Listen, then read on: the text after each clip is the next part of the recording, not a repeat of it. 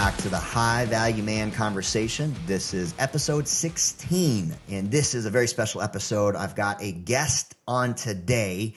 Men's coach Dennis Morolda is the founder and CEO of the Building Men Movement.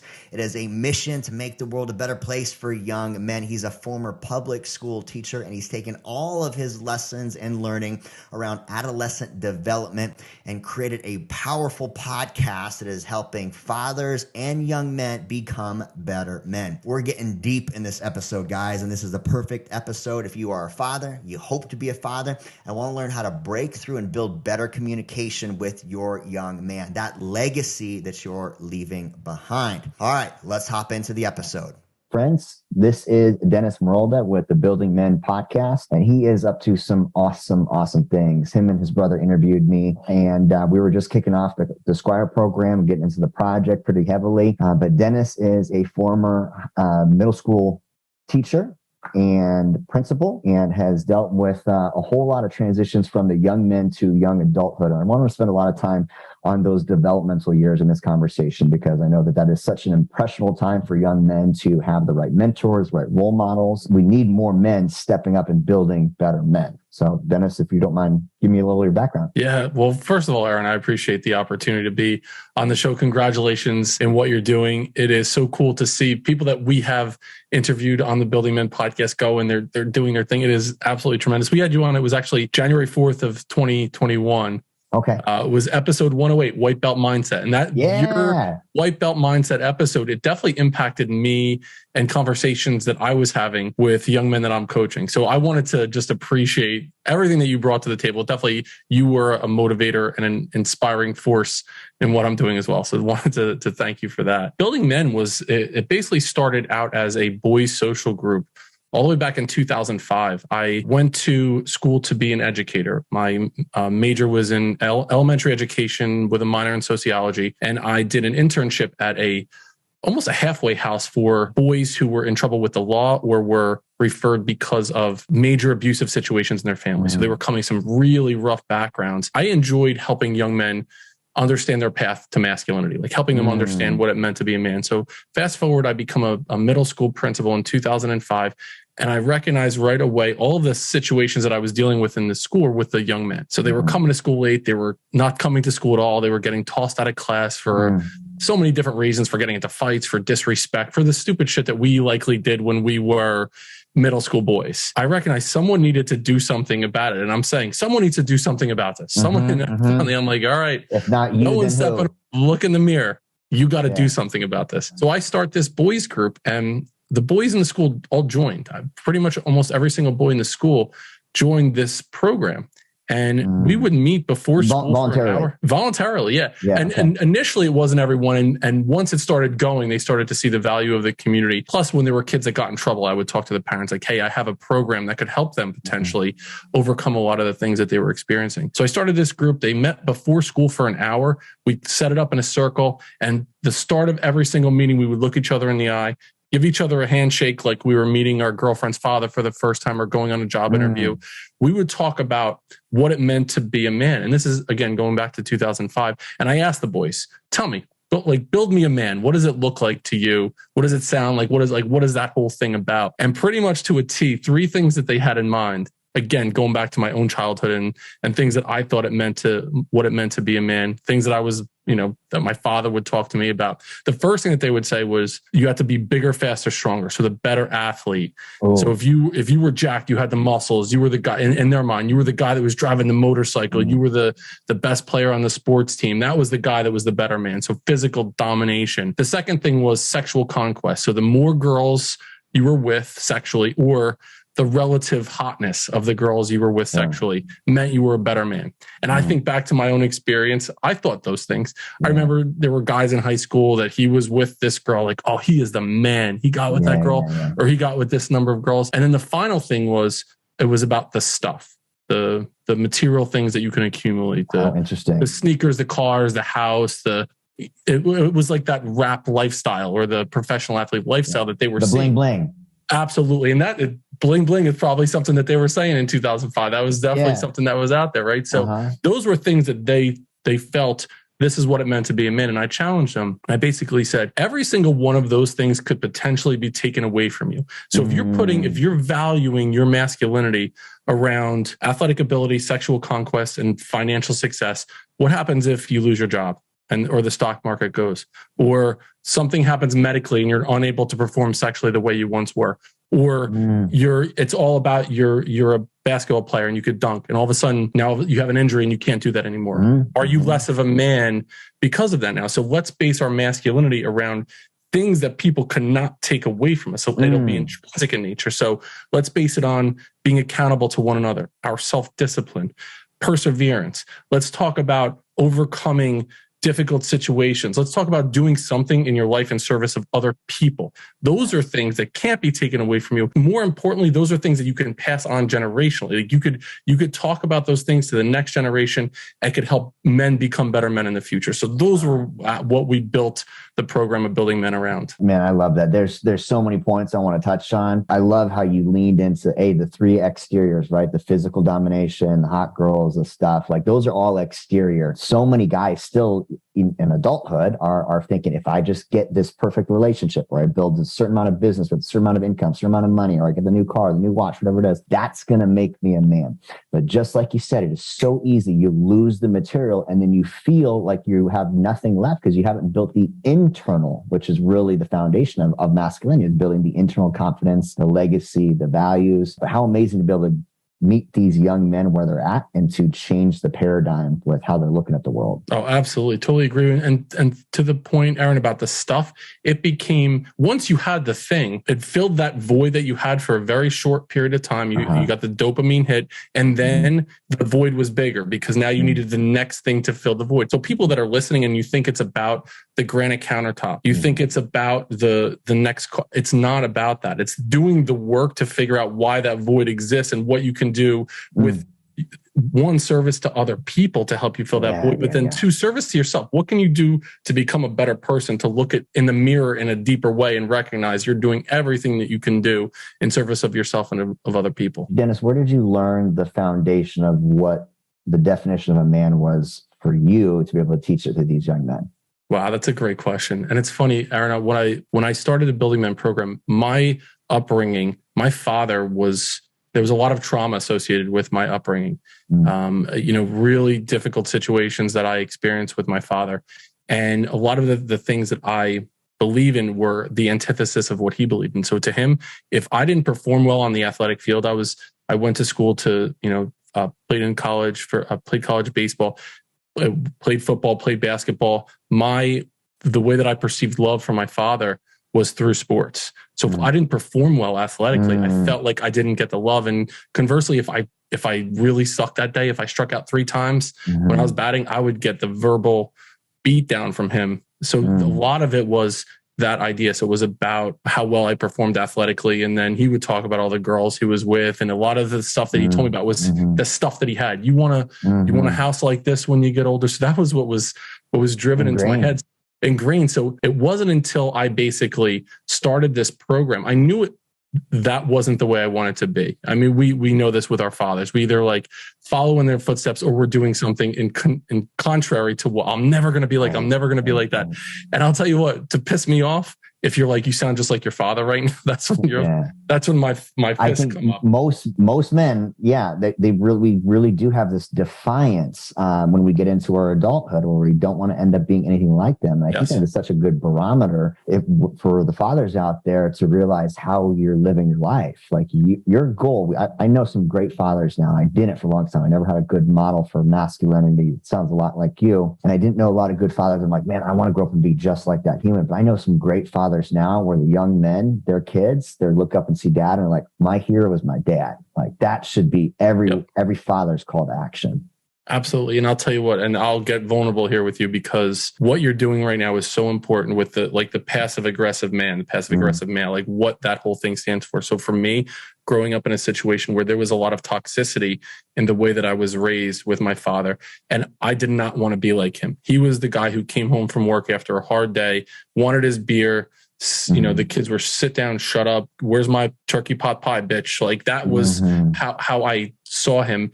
There was a lot of arguing with my parents. And to me, I'm never going to be like that. I'm never going to be this like guy that comes home and yells and screams and treats my wife this way. I'm never going to do that. So what I did was I swung all the way in the other direction. It's exactly what happened. And what I did for a long time, and I had a lot of trauma from experiences growing up, especially in middle school, where I experienced bullying at a really deep level. I mean, I could go into a whole story about that was really impactful in my life. But basically, I feared abandonment. And what I needed to do from that point on, I was in my middle school age time frame, I was looking for approval from other people because I was really afraid of getting left behind, of not being good enough. So it turned into me showing up in a very people-pleasing, seeker of approval way. Bro, and I was like that way for such a long time, dude. And when you were on the podcast, you shared those stories, man.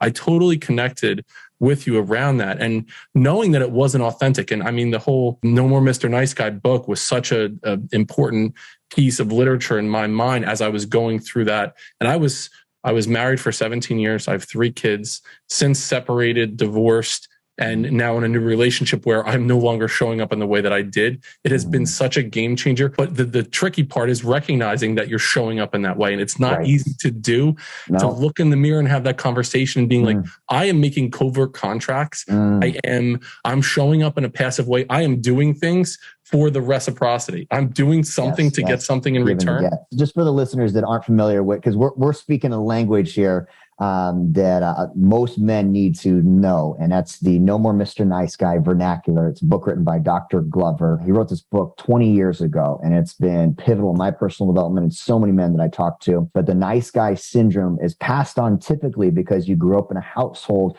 with an overly aggressive or completely detached father figure, and mom took a much larger role. We adopt relatively feminine qualities of being a little more passive, more people-pleasing, more approval-seeking to get our love and needs met, which causes us to do these things called covert contracts, or I'm going to do for you in hopes that you're going to do for me. By not being direct, though, I'm not going to ask for my needs. I'm not going to ask what I want. I'm just going to do all these nice guy things. I'm going to show up and be the nice guy, people pleasing and approval seeking. And then we end up being this like violent, vicious, angry, frustrated, irritated, short fused person that is dealing with some form of vices, masturbation, pornography, drinking, drugs, alcohol, all of that. Every vice that you just mentioned, I experienced. It was the same exact thing. And I was also partnered with, so I married my father.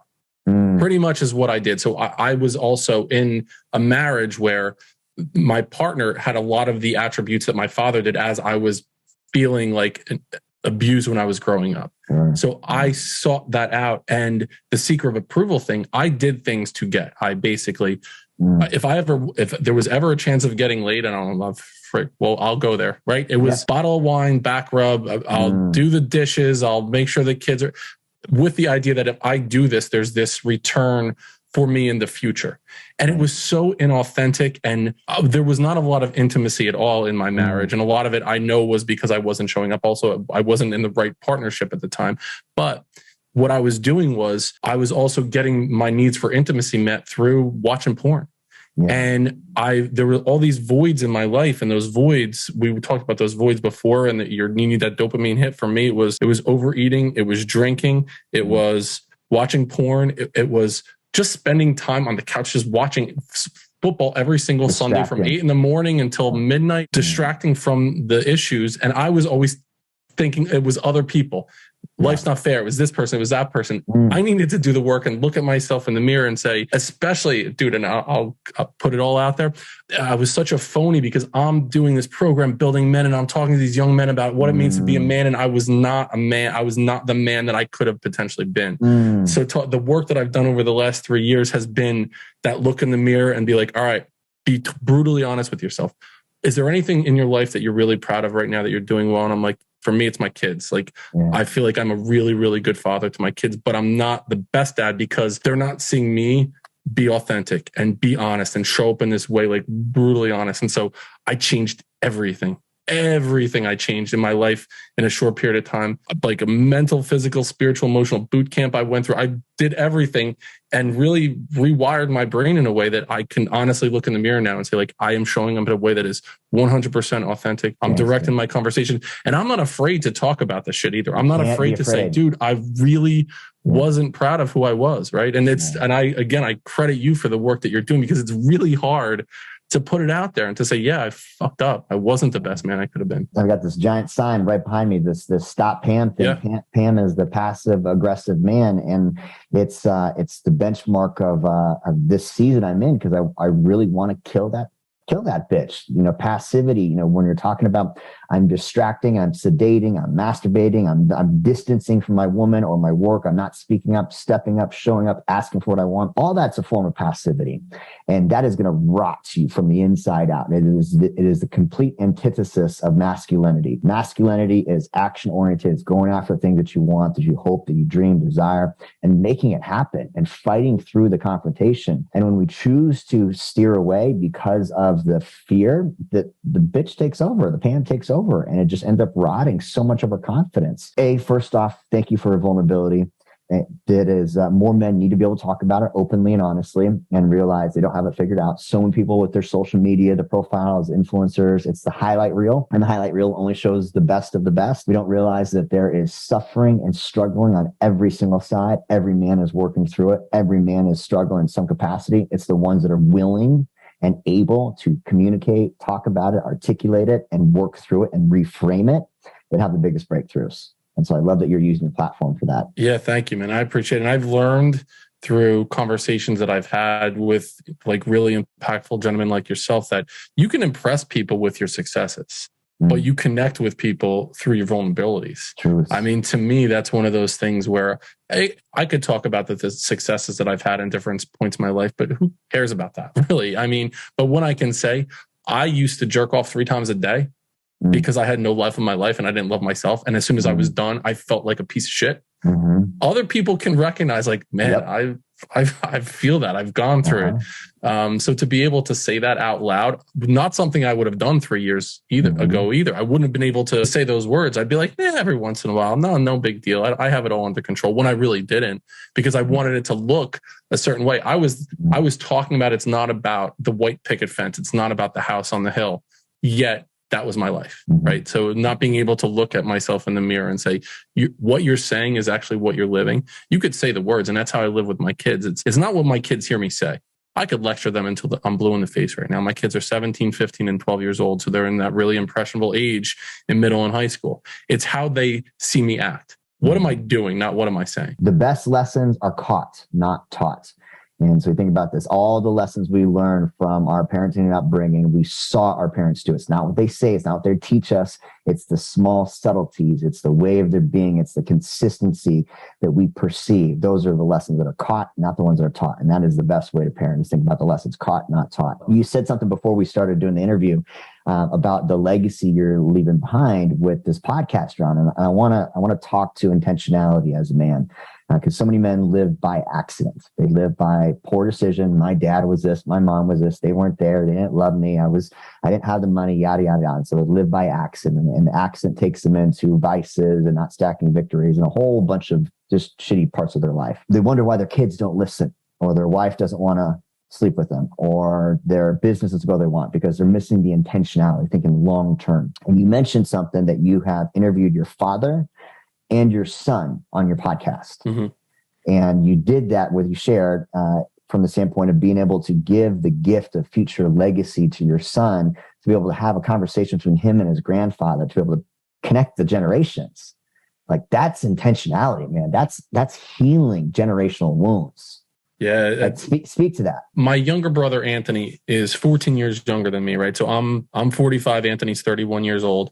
I had a role in raising my brother. So I'm entering college when he was 4 years old, in that time frame, right? And that's when I decided to go into education, was because I was his t-ball coach. That's our relationship, right? And so I had a role as his older brother, as a father figure to him, because my father, who was ultra on my ass all the time with everything I was doing athletically, not showing any type of emotion or love to me. He took a very backseat role with my brother. So he didn't do anything with my brother. He basically went all the way in the other direction, like the whole pendulum swing. He's like, well, I shouldn't be like this because I was like this with Dennis. So with Anthony, I'm not going to be involved at all. So my brother was craving that father figure in his life. So I filled that void for my brother. As he grew, went through middle, high school, I started teasing the idea of building men to him and his friends when they were in middle school. Let's circle up. Let's talk about, what are you guys going through right now? Let's talk about the shit that you're dealing with. Once I was able to share some vulnerability with them, they were able to do the same with me. And they started to normalize for young men that they were going through very similar things.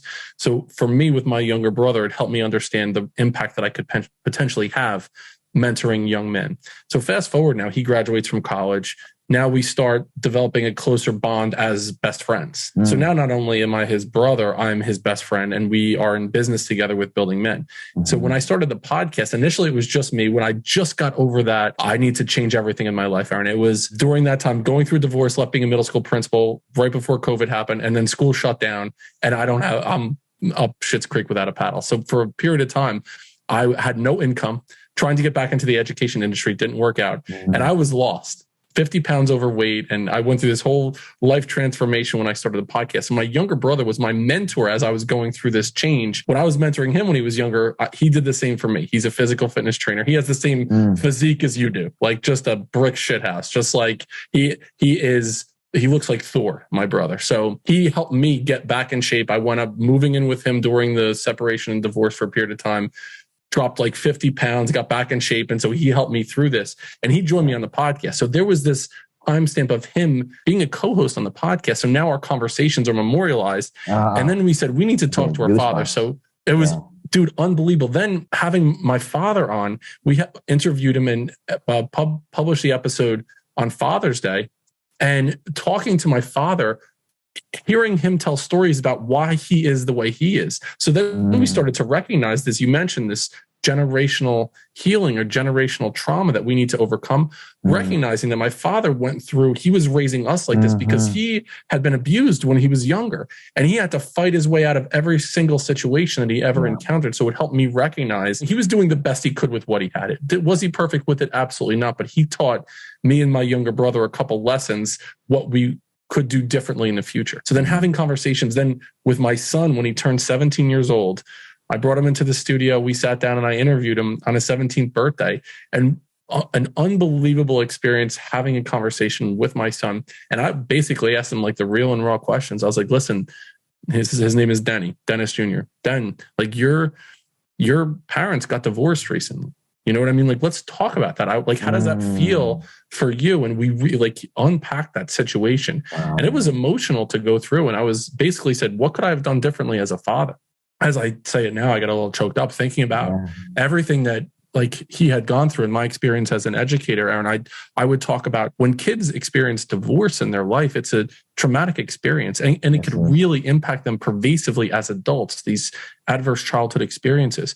So as we're going through this, knowing that this is significant on my child, talking to him and him saying like, Dad, I have so much more respect for you now, the man that you are, versus what you were when you were married to my mom. And because I've seen you look at yourself in the mirror, overcome, and everything that you were doing, you were keeping me and my sisters as the North Star in everything that you were doing. And having this conversation with my son on air, it was one of the most impactful experiences of my entire life. And it's one of those things, like you had mentioned, like as far as a legend is concerned and the legacy, that conversation is memorialized forever for people to listen to, of me and my son having a really deep emotional conversation. And you can tell there's so much love in our relationship. And it's something that I wholeheartedly value, is that impact that I'm having on him through what I'm doing, not just what I'm saying. Yeah, man, that beautiful. It's absolutely beautiful. And for the men and fathers out there that are listening, that's truly living with intention. You think about the future impacts that our children and our children's children will be the ones that really carry our legacy forward. And we get to give them the best opportunity possible by the models that we set. And when I think about what it really means to be a man, I'm looking forward to being a father, not a father yet. It's in the horizon. I know that whenever I teach somebody, that is when I grow the most. And when I think about all the aspirational leaders that I've looked up to, all the people that I look up to inside the circle of masculinity, I'm reaching up. But when someone's reaching up towards me, that's really conditions the man. And I don't think that anything is more powerful than the example you set for those that come behind you. And so the full 360 be able to take fatherhood from both perspectives with so much intentionality. More dads need to be doing something like that. Really do. Absolutely, without a doubt. And you're providing like this platform and this space for people to do it. And I believe we need 3 men in our lives at all times. We need the mentor. We need the man that we are aspiring to be. We need the Yoda. We need the Obi-Wan. We need the Dumbledore, that guy who's up there that is helping us. Then we also need the men that are in the trenches with us. We need the tribe of brothers that are going through it, that are in that same space that we are, that we can look like on either side of us and know I'm going into battle with you. You have my back. I have your back. We're experiencing the same thing. And we need the men that are behind us that we can reach our hand back to and help them get up to the level where we are as we are continuing to rise. So when we could fill our circle with the mentor, the guys that are going through it with us, and then the mentee, that's a full masculine experience, in my opinion. And the work that you're doing, you're providing opportunities and space for all of those things to happen in synergy. And it's really, really important. And just thank you for doing that. I mean, with intentionality, like you mentioned before, it's so needed in the world today. Yeah, thank you, man. It was the same, but the exact same compliment and acknowledgement goes right back to you. Tell me, Dennis, how do dads get started? You did a full transformation from a point of pain, and it has been a radical shift. You built this podcast, you have this movement now, you are motivated, you're inspired, you're realizing there's far greater purpose in your life and the life for all those that you care about. You're a man on a mission. You were once a dad that was living relatively with his head in the sand without going through a drastic amount of pain like you went through. And we all need pain in some transformational, capacity. But how do guys get started? If a dad listens to this and he's like, man, I've got a distance relationship with my middle-aged kid. I don't know how to create the communication or the bond. I haven't been the father that I know I should have been for many years. They're in these impressionable years. I want to have a greater impact. I'm now paying attention, but I don't know where to start. So I'll start with one is the idea of the brutal honesty. One is taking like a true inventory, recognizing if you are not living up to that man that you want to be, especially as a father, which I think is the greatest gift that you can have. Be honest with yourself. If you're truly lacking in that area, step one is to take that inventory and be honest. There are 5 developmental needs that young men have. And this is a lot of the work that I do. And these 5 developmental needs in alphabetical order, then one is the need for autonomy, to feel like their voice is a part of the space. So whenever I'm working with people, I'm like, okay, it's not just about you lecturing your kid. It's about digging in and figuring out what they're about. Like, what is their opinions on things? So less of you talking, more of you listening to your kids. And again, they're going to learn by your example, not by you just standing on a soapbox. The second is competence. They need to feel like they are good at things. So they need incremental, difficult challenges. One of the theorists that I believe in education, his name is Lev Vygotsky, and his thing is called the zone of proximal development. It's a Venn diagram where there are 3 circles, and the middle circle is this zone of proximal development. So in one circle, it's things that are too easy for the kid, that they're going to get bored with. The other circle is things that are way too challenging for the kid, that they're going to get frustrated that they can't do. It's that sweet spot where what you want to do is you want them to have to reach a little bit beyond their grasp to get to the next rung of the ladder. You always want them to be reaching just a little bit beyond what they're potentially capable of doing. So it could be they're watching you chop wood, right? And then you have them, you buy them a little hatchet and a little piece of wood, and you just have them chop it a little bit. And then give them some feedback. How did that feel when you just went through this? Until they have a fucking maul and they're chopping down, a big tree, like until they get to that point. So they're constantly reaching. So the second piece is competence. The third piece that young men need in developmentally is they need to have fun. They need to have a good time in what they're doing. So can you have some type of experience for them where they're going to do it and have a good time doing it? They're going to meet that need for fun in some way, shape, or form. So if you can be intentional with helping them meet the need for fun, you have them. You're going to be able, then they're not on their phone. They're not on social media. They're not playing Modern Warfare 8 on, whatever, PlayStation. The next is the need for relationship, not only relationship with peers, relationship with you as their father, but then also relationship with other men as mentors in their life. To be in that space where you can check your ego in a way and recognize, I might be really good at these three things. My son is going to throw javelin. He started throwing javelin last year. I played football, basketball, and baseball. I have no idea about javelin. I tried throwing and it was a joke. Like, I have a good arm, but throwing javelin is a totally different thing. Sure. Recognizing for him to get the help he needs, I'm not the one to give him that guidance and support. He needs a guy who has thrown javelin before at a high level. That's the guy that he needs. Same thing that happens in any coaching in our sons' lives. And the finally is to feel safe. Safety is the other piece. Like, if they fail at doing something, you don't want them to feel anxious or stupid if they do something and they're not successful. So they need to have that safe landing spot. So it's autonomy, competence, fun, relationship, safety. If we're helping our kids meet those 5 needs with our guidance and support through intentional connections and activities, that is where I would start. That's if I'm a father raising a young man, I'm starting there, and I'm taking every opportunity I can to do something with them with an intention in mind. I'll give you an example. I'm coaching a father and a son together. The father was asking me about helping his son with rites of passage. And I said, let's start with perseverance. I said, go on a hike with your son, but make it a little bit more challenging than what he's used to. You're going to teach him about perseverance during this hike. You're not going to tell him what perseverance is. You're going to say, right now, you want to quit.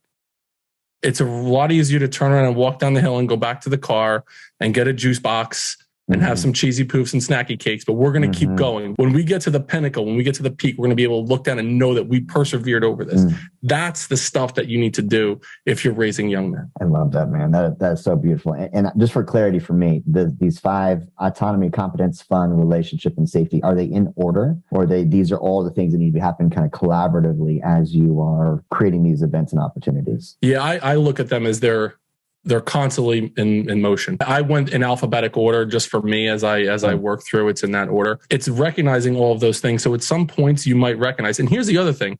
If you're taking notes on this episode, those 5 developmental needs, if you're seeing a lot of pushback from your kid, if they're being a total asshole to you, like you have a 12-year-old and all of a sudden he's being a dick, what the hell is going on with this kid? It's likely that one of those needs are not being met in an appropriate way. So it could be that he's not feeling competent about himself and the way that he's showing it. Because for a 12-year-old to say, Dad, I'm not feeling competent because, on the basketball team, I got benched or whatever. He might come home and throw his backpack on the floor and say, this place sucks. Yeah. Because he can't verbalize that. So it's likely if you're seeing pushback or behaviors from your kid, one of those needs is not getting met in an appropriate way. They just don't know how to tell you that. I want to spend just one more minute on this because this is such a good tool. It's a good tool for fathers that are struggling. I know you've got a coaching program. I want to spend some time talking about the foundation, the group coaching, probably guides guys through a lot of this process, father and son. But I want to really extract from this. So if you're having a developmental issue, attitude from your young man, 12 to 17 years old, and I was a 12 to 17-year-old at some point in my life, and I gave a lot of attitude. And I can say from experience, there was, with a helicopter mom, I didn't have the autonomy. With the lack of modeling masculine in the house, I didn't have the confidence or the competence in doing certain things.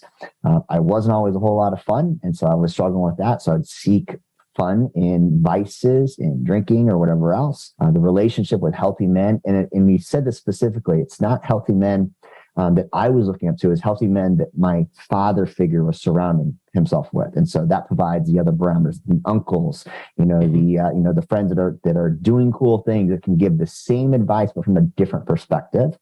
And certainly not the safety. If you've got physical, mental, emotional, or sexual abuse in the household, you're not feeling safe. And so if you're getting attitude from young men, you need to really be looking through these lens of these 5 tools, because it's your responsibility as a father to solve it. Absolutely. 100%. And here's the thing. The more you know your kid, the more you know what their baseline is. So if this is their baseline and on a regular basis, this is how they're showing up to the dinner table. This is how they show up when you ask them to take out the garbage or whatever it is.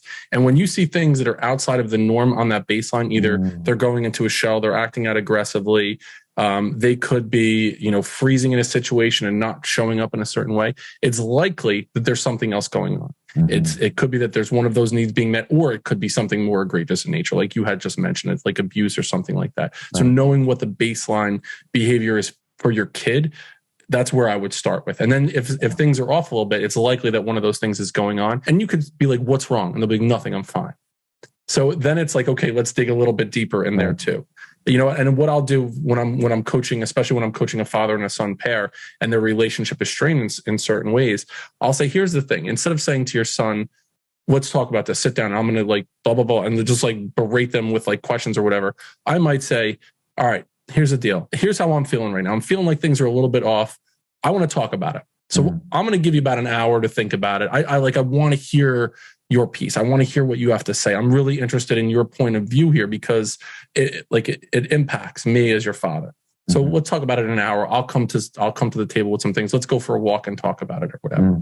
And this way you're giving kids an opportunity to really think about the things that are happening, their behaviors, and then they have the opportunity to feel the autonomy to bring something to the conversation rather than in the moment. And we've all been in that situation. It could be our boss and like a coworker, it could be a significant other, where when you feel like they're coming at you with something that you're not prepared for, you get on the defensive. You feel cornered and you get on the defensive. And then again, the Pam thing, when you show up in that passive way, now you're aggressively acting out and you could be gaslighting or, like attacking something that they did 3 months ago. So give your kid an opportunity to like cool down, tell them like, I'd like to talk to you about this. Let's come back and talk in about an hour. And now you're walking side by side. And the other thing I'll tell parents, one of the coolest things that you can do with your kid is when you recognize that there's a problem, instead of feeling like you're on one side of the fence, the kid is on the other side of the fence and the problem is the fence in the middle. What I say is like, jump over the fence, put your arm around your kid and say, here, there's the problem here, and stand next to them. Same side. Like we're next to each other. We're looking at this problem together. What can we do together to solve this instead of me versus you? Because now only then there's the problem. And then there's the parent who's mad at them for the problem. Now, when you're solving it together, it's a totally different situation for the kid to go through. Okay. I got 4 questions for you. Yeah. I want to respect your time. Question number 1 is a selfish question. It's for me. I'm not a father yet. What advice would you give to the version of you knowing everything that you know now before you had kids? If you can go travel back in time and give yourself some advice on how to be a man, how to be a father, how to be a better human, what advice would you give specifically on the topic of being a parent? I love this question.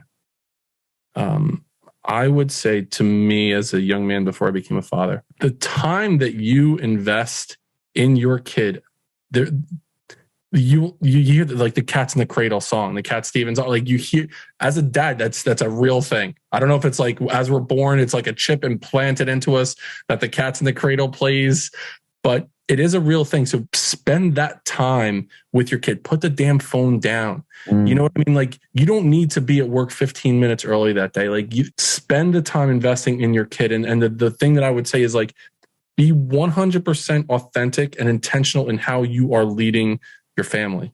Don't half-ass it.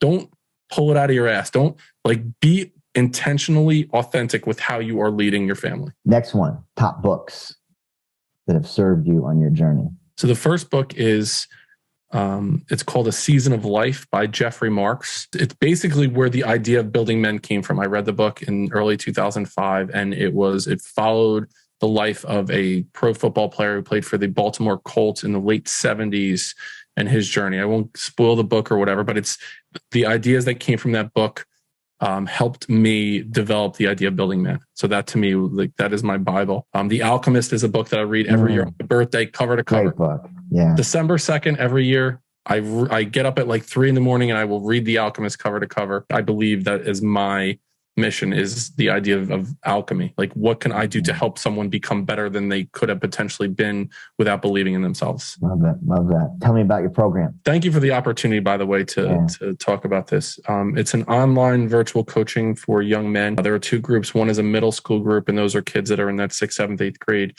age range, and a high school group called The Foundation. We meet twice a month virtually, and we talk about a specific topic related to helping young men develop into strong men. And basically there's 2 meetings a month. One is, State of the Union. How's everyone doing? Like, let's talk about this specific topic. Say the topic is about self-discipline. So we're going to talk about it. Like, we're going to give some examples. I'll use multimedia clips and things like that. And then the other meeting per month, what we'll do is we'll have a mentor come on that is more of an expert in this area.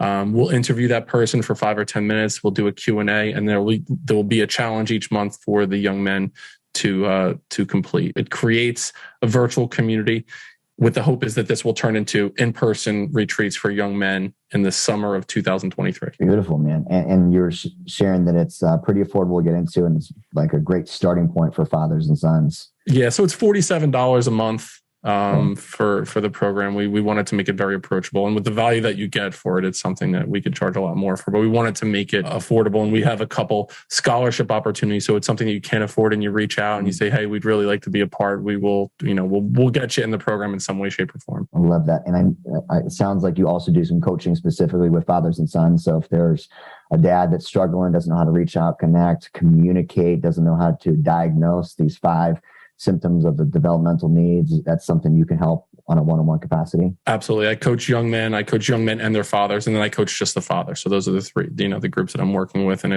my website is buildingmen.io. And I'm most active on Instagram, building.men.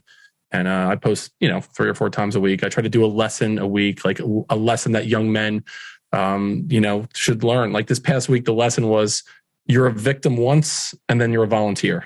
Oh, right. It's one of those things, and that's something that I talk to my son about. Like, all right, talk to me about it. All right, so you're a victim. No. I'm like, then you're volunteering into this victim mentality. So with me, a lesson I teach my son is like, get out of the victim mentality, get into the hero's mentality, because a hero doesn't do this. A hero doesn't show up in this way. I love that, man. Then you're a volunteer.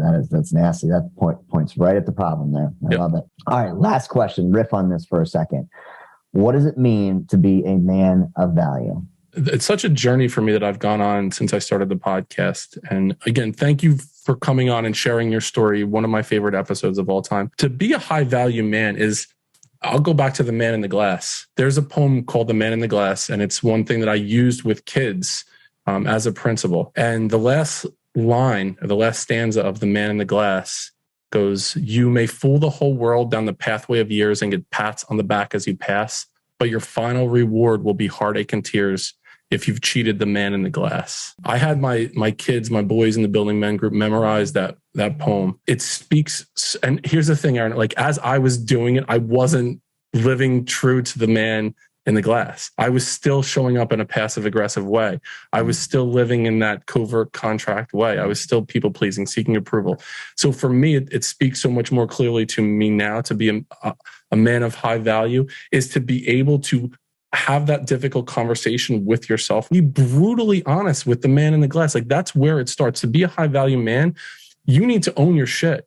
You need to look at what are my areas of strength? What are my areas for growth? And where's the deficit there? Like, how can I bridge the gap between the two of those things? One of the biggest tragedies in life, and I've heard several people say this, is when you get to the end of your years, like the biggest mindfuck would be to meet the man that you could have been. And what I am hoping is that the work that I've done over the past several years and what I'm doing for young men now, and hopefully what I'm doing for my son, is as I meet the man that I could have been, that we're not strangers. We know each other. We're living in the same neighborhood, right? We're talking the same game when I get to that point in my life. Because if that's not the case, and you're not living in the most authentic way possible, and you don't know that man at the end of your life, you have an opportunity right now. Like, press stop on this episode and make those changes. Have the conversation and do what you need to do to be closer to that point that you could potentially be at the end of your days. Love that, man. I love that. Fearless, aggressive, assertive, authenticity, a search for truth. Be the example that you know you're meant to be so that you can lead as the example that everyone else needs. I can't thank you enough, Dennis, for the work that you're doing with your podcast, for the work that you're doing as a father, first and foremost. The relationships that we have at home set the foundation for the relationships we have everywhere else. And so I always respect a man on a mission that's making the world a better place by making the home a better place. Really respect you, man. Thank you, brother. Truly appreciate the work that you're doing. This is an honor. This is a fantastic episode, guys. Thank you for tuning in. Make sure you hop on over and follow the Building Men podcast on IG, buildingmen.io, and Dennis and all of the missions that he's on. And join the foundation program that he's got, these father and son opportunity to have a conversation, to be able to get a little bit closer to your boy. If you've got a young boy between 12 and 17, I believe is the age range, this is the guy to talk to, because he's open, he's honest, he's vulnerable. If you're hiding a part of you, know that what you're hiding is actually a pathway for your son to grow in. And you not facing that is the problem the world is seeing. And so guys, level up, fathers, level up. And I look forward to seeing you on the next episode. Boom.